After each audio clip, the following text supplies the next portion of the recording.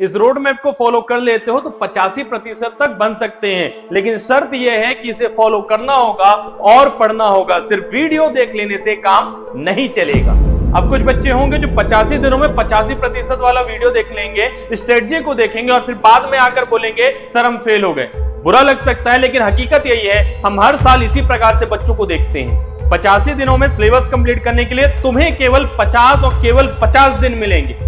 Time इतना कम बचा है तो डर तो लग रहा होगा, लेकिन इस वीडियो को देखने के बाद मैं तुम्हारा 85% का सपना पूरा कर दूंगा। हेलो डियर स्टूडेंट्स, मैं अभिषेक तिवारी स्वागत करता हूं आपका अरिविहान के इस यूट्यूब चैनल पर, जहां पर आपको हर वो चीज मिलती रही है और मिलती रहेगी जिससे आप अपने बोर्ड एग्जाम में और कहीं ना कहीं अपने जीवन में एक अच्छा परफॉर्मेंस दे पाए। आज का जो लेक्चर का टॉपिक है वो क्या है हमारा भाई, 85 दिनों में 85% कैसे लेकर आए। और यदि आपको लग रहा हो कि अभिषेक सर आए तो सिर्फ और सिर्फ फिजिक्स की बात करेंगे, तो ऐसा नहीं है। यदि आपको यह लग रहा हो कि सिर्फ साइंस वाले बच्चों की बात करेंगे, तो ऐसा भी नहीं है, क्योंकि मैं बात करने वाला हूं साइंस के बच्चों के लिए भी, आर्ट्स के बच्चों के लिए और यहां तक कॉमर्स के भी बच्चों के लिए। मतलब कि ये वीडियो हर एक स्ट्रीम के बच्चे के लिए है जो भी 12th क्लास में एमपी बोर्ड में पढ़ाई कर रहे हैं कि 85 दिनों में किस प्रकार से वो 85% अंक प्राप्त कर सकते हैं। आइए शुरुआत करते हैं, पर हाँ, लेक्चर के अंत तक जरूर रुकना, क्योंकि इस वीडियो के अंत में कुछ कुछ खास बातें बताने वाला हूं। सबसे पहले तो भाई मैं आपको बता दूं, आपको ये जो पढ़ाई कर रहे हैं आप, इसमें सिलेबस को कंप्लीट करने के लिए सिर्फ और सिर्फ मैं आपको 50 दिनों का समय दूंगा। अब 50 दिनों का समय कैसे दूंगा बेटा, ये क्लियर करते हैं। सबसे पहले तो बेटा क्या करना है आपको करना बेटा, पहले 50 दिनों में, यदि आप कल से शुरू कर रहे हो तो पहले 50 दिनों में आपको पूरा का पूरा सिलेबस करके कंप्लीट कर लेना है।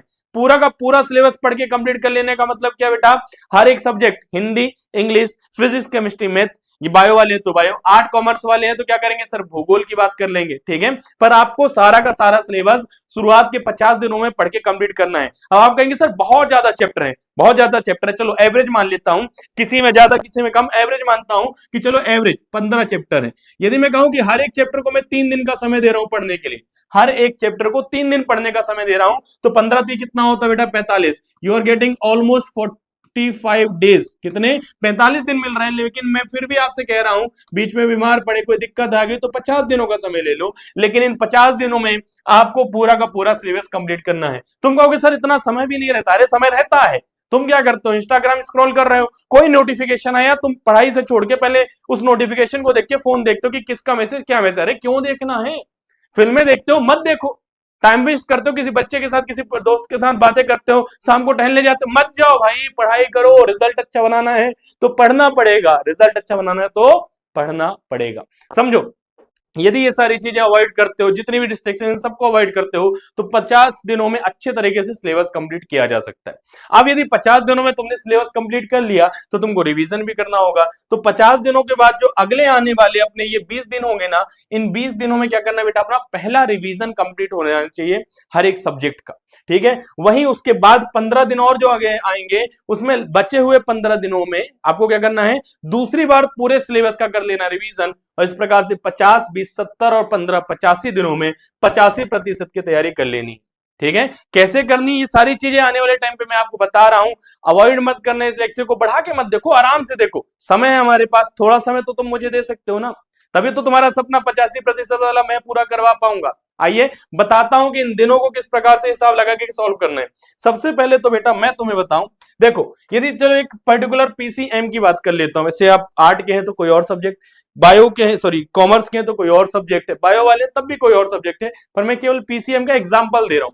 सपोज कर लो कि 14 तारीख की बात है, 14, 15 और 16, मैं कह रहा हूं 3 दिन ले लो, 3 दिन ले लो। चैप्टर 1 को एक साथ खत्म मत करो ना, कौन कहता है कि सर एक ही चैप्टर एक दिन में खत्म होना चाहिए। मैं कह रहा हूं चैप्टर 1 को तोड़ के पढ़ो, चैप्टर 1 को 3 बार, चैप्टर 1 2 1 को फिजिक्स का 14 तारीख को पढ़ो, 15 को पढ़ो, 16 को, 3 दिनों में एक चैप्टर कंप्लीट करो।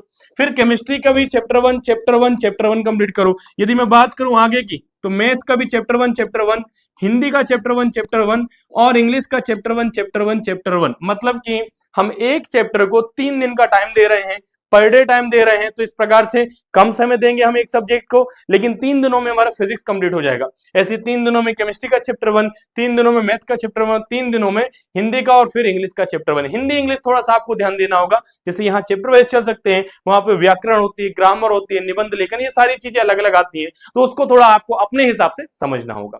पर यदि आप इस प्रकार से पढ़ाई करते हो तो तुम्हारा काम हो जाएगा। यदि तुम कहो कि सर चैप्टर में कैसे पढ़ेंगे, तो मैं तुमको बताता हूं ना कैसे पढ़ोगे। यदि तुम्हें लग रहा है कि सर चैप्टर ऐसे कैसे कंप्लीट होता है, तो सबसे पहले तो जो तुम शिवलाल की किताबें या नब्बोध की किताबें या कोई भी किताब उठा के सुबह पढ़ना चालू कर देते हो, सबसे पहली चीज ये गलत है। समय बहुत कम बचा है भाई, समय यदि बहुत कम बचा है तो क्यों टाइम वेस्ट करना है। सबसे पहली बात तो तुमको चैप्टर 1 के क्या करना है बेटा, आईएमपी टॉपिक, जो भी आईएमपी टॉपिक हैं केवल उनको लिस्ट बना लो, ठीक है। पूरा किताब पढ़ने की कोई जरूरत नहीं है। बोले 15 टॉपिक है, 15 टॉपिक बस पढ़ेंगे। उसके बाद बेटा डायरेक्ट क्वेश्चन आंसर पे कूदो। क्या क्वेश्चन आंसर पर कूदो? क्यों भाई क्वेश्चन आंसर पे कूदना है? भाई क्वेश्चन आंसर पढ़ो ना, क्या करोगे पूरा चैप्टर लाइन बाय लाइन पढ़ के? क्योंकि तुम्हें सिर्फ उतनी बातें जानने की आवश्यकता जो तुम्हारे लिए इंपॉर्टेंट है, सारी बातें जानने की आवश्यकता नहीं है। कितनी बातें जानने की आवश्यकता है जो तुम्हारे लिए इंपॉर्टेंट है, जो बोर्ड एग्जाम में इंपॉर्टेंट। और साथ में यदि मैं बात कर रहा हूं बोर्ड एग्जाम में इंपॉर्टेंस की, तो आईएमपी टॉपिक से बनते बेटा आईएमपी क्वेश्चन, और तुम्हें केवल आईएमपी क्वेश्चंस की ही प्रैक्टिस करनी है। तुम्हें पूरा सिलेबस पढ़ने की जरूरत बोलो नहीं है, तुम्हें पूरा सिलेबस पढ़ने की जरूरत बोलो नहीं है, ठीक है। तुम्हें केवल क्या करनी है बेटा, आईएमपी क्वेश्चन की ही प्रैक्टिस करनी है। तुम पूछो कहां से मिलेंगे सारा आईएमपी क्वेश्चन, अरे विहान ने नहीं दिए क्या?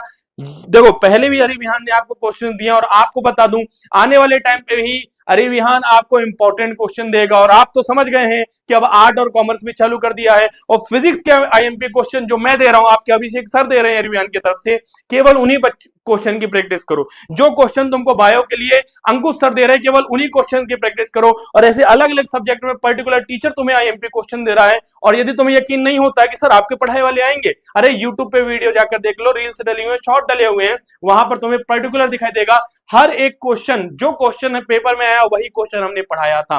तो तुम्हें कहीं जाने की जरूरत नहीं है, कहीं डिस्ट्रैक्ट होने की जरूरत नहीं है। 85 दिनों में 85% बनाना आसान है। अब कैसे समय कैसे बांटेंगे सर? तो यदि मैं बात करूं बेटा पीसीएम की या पीसीबी की, तो क्या करेंगे बेटा, पर डे 8 घंटे का समय। तो अब तुमको सर 8 घंटे, देखो बेटा यदि तुम स्कूल का थोड़ा सा भी समय बचा लेते हो ना, जो तुम स्कूल जाते हो उसके बाद क्या बच रहा है तुम्हारे पास? तुम्हारे घर में क्या ऐसा हो रहा है कि तुमको बोल रहा है कि नहीं स्कूल से आने के बाद शाम को मजदूरी करने के लिए?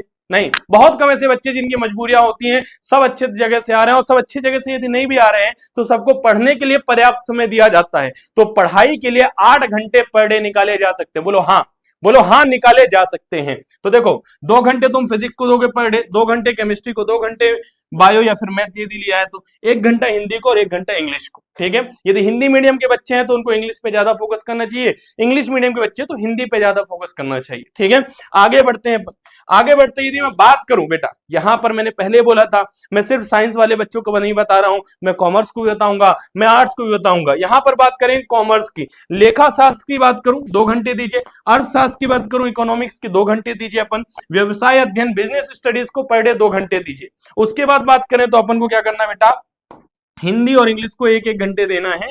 और वही फंडा यूज करेंगे कि यदि हिंदी अच्छी है तो इंग्लिश पे फोकस करेंगे, और हिंदी अच्छी है तो इंग्लिश अच्छी है तो हिंदी भी फोकस करेंगे।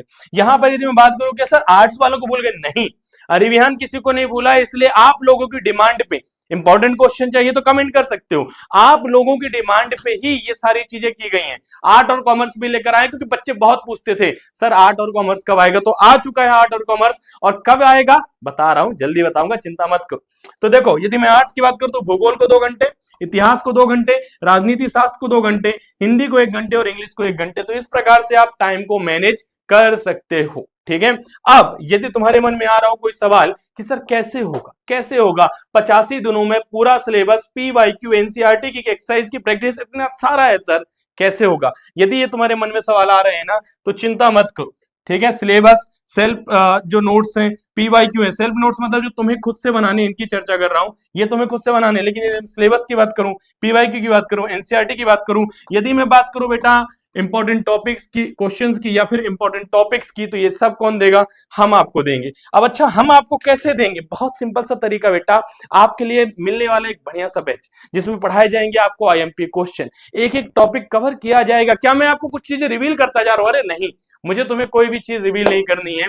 सिंपल से फंडा है, चीजों को, फालतू की चीजों को अवॉइड करोगे, इंस्टाग्राम बंद कर दो, ठीक है, इंस्टाग्राम बंद कर दिया, व्हाट्सएप नोटिफिकेशन मत देखो, गेम मत खेलो, मूवीज मत देखो, सारा टाइम बचाओ किस पे लगाओ, पढ़ाई पे लगाओ, तुम्हारा सारा काम हो जाएगा। पर यदि तुम्हारे मन में अभी भी आ रहा हो कि सर संभव का क्रैश कोर्स चाहिए, क्या मैंने नाम भी बता दिया? नहीं, तुम्हें क्रैश कोर्स यदि चाहिए तो तुम्हें कमेंट करना होगा कि सर हमें क्रैश कोर्स चाहिए पढ़ाई करने के लिए। और यदि तुम्हें यह जानना है कि ये क्रैश कोर्स कब आएगा, कितने दिनों में आएगा, क्या नाम है, क्या प्राइस है, क्या क्या पढ़ाया जाएगा, ये सब यदि जानना है तो बेटा कल आओ ना, कल आपको ये सारी चीजें रिवील की जाएंगी इसी प्लेटफॉर्म पर, हरि विहान के यूट्यूब के चैनल पर।